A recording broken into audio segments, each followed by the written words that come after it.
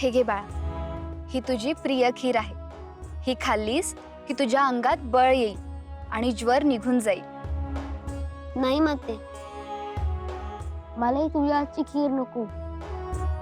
मला मामाच्या घरी जायचे, तिकडे गोड धोड अन्न खायचे, पंचपक्वान्न खायचे माते. देवांश, तुला एकदा सांगितले ना, आपण तिथे जायचे नाही. आणि तरी देखील तू असा हट्ट करत आहेस. मामाच्या घरी जायचं आहे ना तुला? चल की मग, कुणी अडवले आहे?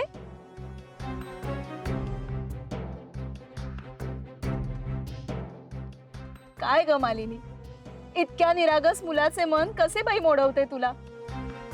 ते काही नाही, ह्याला घेऊन तू चल पाहू देवदत्तकडे. नाही, आम्ही तिथे जाणार नाही.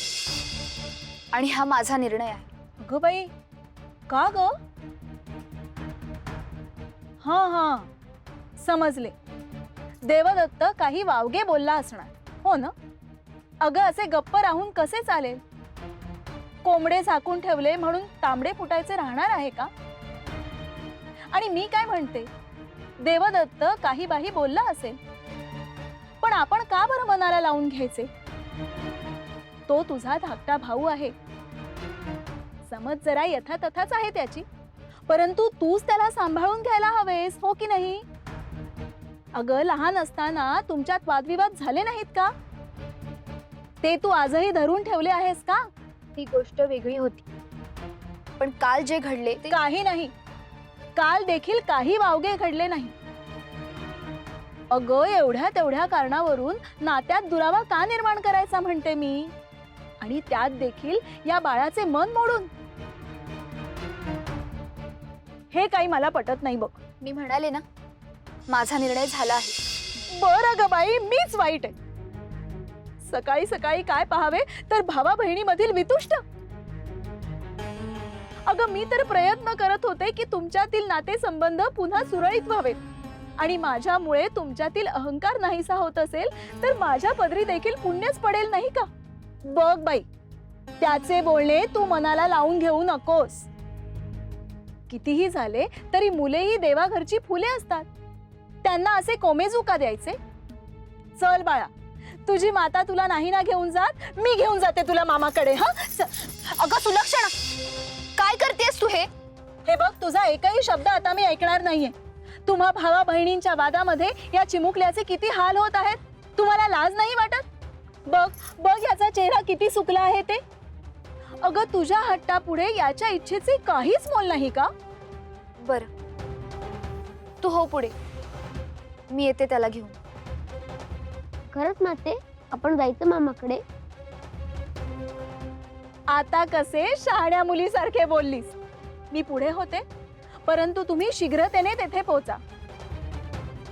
बाळा, ये बरं का मामाकडे. पंचपक्वान्न खायचे आहे ना तुला?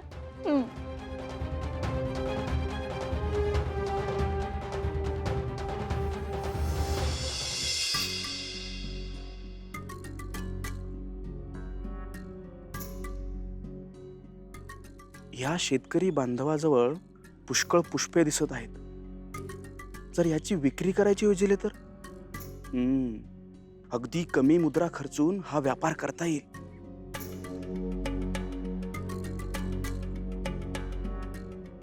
नमस्कार बंधू. नमस्कार नमस्कार. काय हो, ही पुष्पांची गोणी किती मुद्रांना देऊ शकाल? ही का? हो. एका गोणीला 3 मुद्रा लागतील बघा. हो, काहीतरीच काय 3 मुद्रा? अहो, या गोणीला 3 मुद्रा देणारा कुणी व्यवहार शून्य ग्राहकच असेल. अहो, हे पुष्पे म्हणजे नाशवंत सामग्री. यांचे आयुष्य ते किती? जेमतेम 2 दिवसांचे आयुष्य. असे बघा, मी तुम्हास 2 मुद्रा देईन आणि मला नाही वाटत 1 मुद्रेपेक्षा जास्त कुणी देईल तुम्हाला. म्हणजे बघा, तसंही उद्यापर्यंत सुकून जातील ही पुष्पे. बर, तुम्ही म्हणताय ती खरं आहे. द्या 2 मुद्रा तर 2 मुद्रा.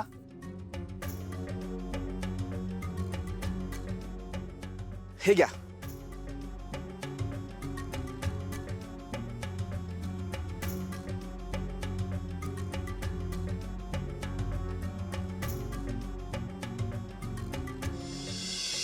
पाहिलेस, ही म्हणजे निर्लज्जपणाची परिसीमाच म्हणायची. अगं कालचाच दिवस होता ना जेव्हा देवदत्तने सर्वांसमक्ष तिचा पाणउतारा करून इथे यायचे नाही म्हणून सांगितले होते, पण तरी देखील ती बाई तिच्या लेकरास घेऊन येतेच आहे. काय? ती आज पुन्हा इथे येत आहे? नाहीतर काय, मी म्हणाले देखील तिला, अगं स्वाभिमान नावाची काही गोष्ट असते की नाही? तर म्हणते कशी, भावाचे बोलणे का इतके मनाला लावून घ्यायचे असते? तो धाकटा भाऊ आहे माझा, त्यास कुठे काय समज. वर हे देखील म्हणाली की बायकोच्या पदरा आडून काही बाही बोलत असतो, म्हणूनच थोरल्या बहिणीच्या नात्याने त्याला समज देण्यासाठीच ती इथे येणार आहे. काय? ती दरिद्री बाई माझ्याबद्दल असे उद्गार काढते? माझ्या पती समज नाही, आणि ती कोण मोठी देवी जी माझ्या पतीस दायित्व समजावेल? स्वतःचा संसार रांगोळीसारखा विस्कळीत झाला म्हणाव, तो सावर आधी. बाई ग, पण तू शांत हो बरं आधी. तुझ्यासारख्या शालीन आणि धनवान स्त्रीने असे वर्तन करणे योग्य नाही. छे, मी तर असे समजेल की एक दरिद्री स्त्री आणि तिचा पुत्र त्यास भोजन दिले, त्याचे पुण्य लाभेल मला. बाई ग, अगं किती भोळी आहेस तू. तुला काय वाटले त्या मालिनीला केवळ भोजनातच रस आहे? आज भोजनास येत आहे, उद्या भोजनगृह आणि मग संपूर्ण घर मागेल. अगं या स्त्रिया अशाच असतात, कजाग. जिला द्यावी ओसरी तीच हातपाय पसरी. आता बघ, उद्या तुझे हे घर, तुझी वस्त्रे, तुझे अलंकार या सगळ्यावर अधिकार नाही दाखवला तर सुलक्षणा नाव सांगणार नाही मी माझे. हा, काय खरंच असे घडेल?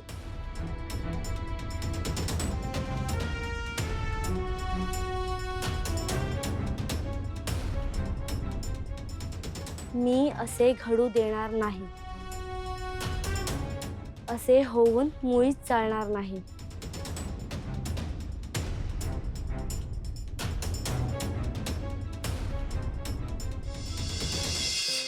माते, कालचे भोजन खूप रुचकर होते. मी आज ना अधिक भोजन करणार आणि खूप गोडधोड देखील खाणार. चल मग, आपल्याला विलंब होतोय. मामाच्या घरी जायचे, मामाच्या घरी जायचे. गेल्या भोजन समारंभात मी आणि देवांशने देवदत्तकडे जाऊन भोजन करणं देवदत्तला रुचले नव्हते. नियतीच्या मनी नक्की काय असेल? पुन्हा तिथे न जाणेच उचित. परंतु देवांशला कसे समजवू? सुलक्षणाने योग्यच सांगितले. लहान मूल आहे ते. देवदत्त आणि माझ्यामधील वादात या चिमुकला जीवाचे हाल नको. देवांशच्या आनंदासाठी माझे देवदत्तकडे सहस्त्र भोजनासाठी जाणेच उचित ठरेल. भगवंता, आज जो काही प्रसंग तू नशिबी लिहिला असशील त्याला सामोरे जाण्याचे बळ दे.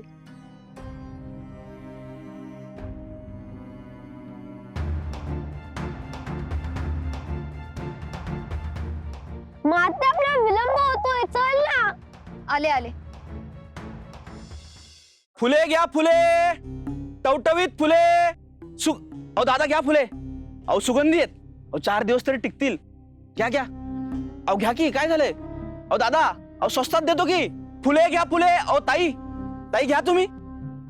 अहो इतकी सुंदर आणि मनमोहक फुले तुम्हाला कुठेच मिळायची नाहीत. अहो दादा, फुले घ्या. हे काय घडते आहे? कुणीच का फुले घेत नाही? माझे कुठे चुकते आहे का? फुले घ्या, फुले. अरे येडा का खुळा तू, इथं बसल्यावर कोण घेणार तुझ्याकडनं फुलं? अरे प्रत्येकाचं एक ठिकाण ठरलेलं असतं आणि फुलं इकायचं योग्य ठिकाण देवळा बाहेर आहे. इथं पाराव कोण घेईल तुझ्याकडनं फुलं? हे बघा, मी माझा व्यवसाय कुठे करावा हे कुणी सांगायची गरज नाही मला. ते मला उत्तम प्रकारे माहिती आहे आणि मी फुलांचा व्यापार इथेच बसून करून दाखवेन, ते देखील यशस्वीपणे. परंतु त्या मंदिराबाहेर जाणार नाही. अहो फुले घ्या. अहो ताई फुले घ्या. हा तर लय की माने दिसतोयस. कारण जनता म्हणून मोकळी होईल की माझ्या व्यापारातील यश हे त्या भगवंताच्या कृपेमुळे मिळाले आहे, माझ्यामुळे नाही.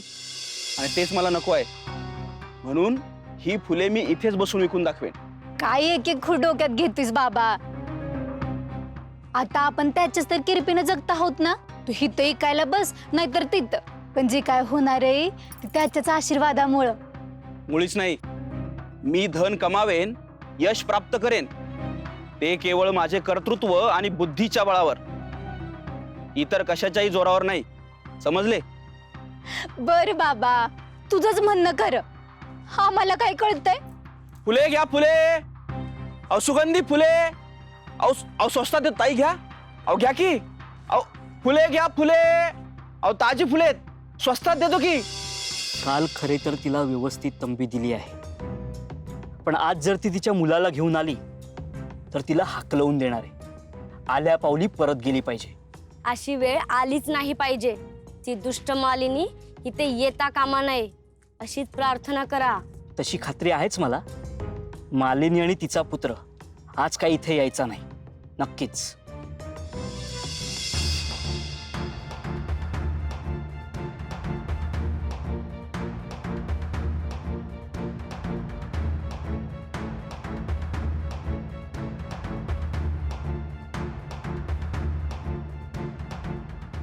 चल माते.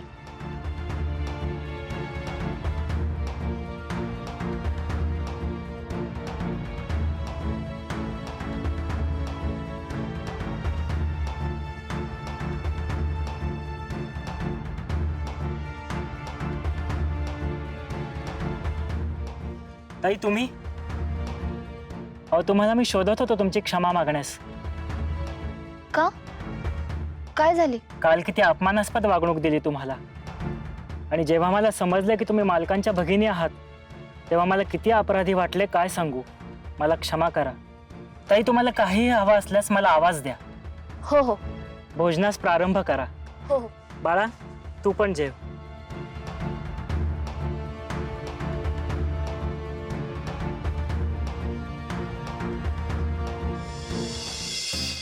आई, माझ्या मनात शंकेची पाल चुकचुकते आहे. ती मालिनी आज देखील इथे येईल. जर ती तुला दिसली तर मला लगेच कळव. नाही नाही, ती येईल आज असे मला वाटत नाही. देवांशला ज्वर आहे. मी स्वतः सकाळी जाऊन वैद्यबुवांकडून औषधी घेऊन आले होते. असे का? असेल असेल. अगं काल मालिनी येऊन गेली, परंतु आमची भेट नाही झाली. म्हणून म्हटले आज जर ती आली तर तिचा आदर सत्कार करता येईल. जर ती तुला दिसली तर मला लगेच कळव. हो हो, नक्की कळवेन.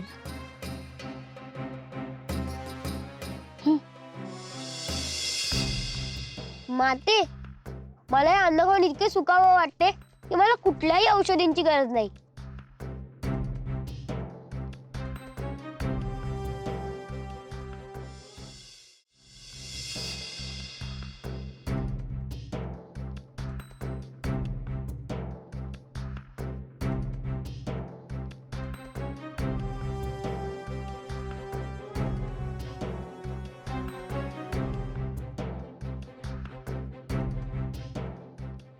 अरे वा, आलात तुम्ही. बरे केले. मनसोक्त होऊ द्या. भात घे ना.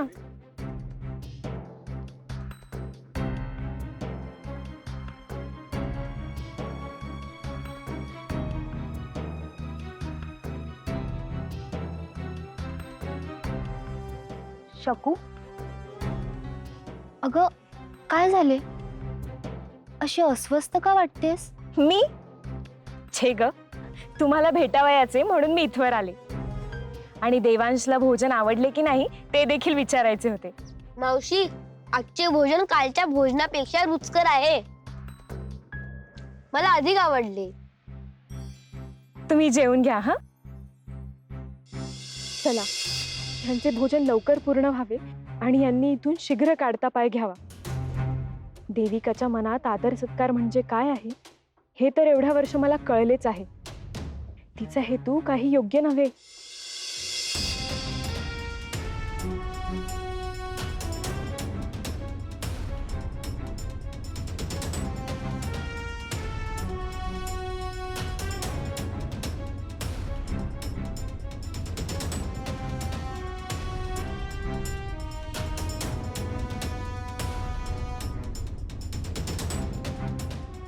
झाले पोटभर जेवण? हो मावशी. चल मग आपण तुझे हात स्वच्छ करून घेऊयात.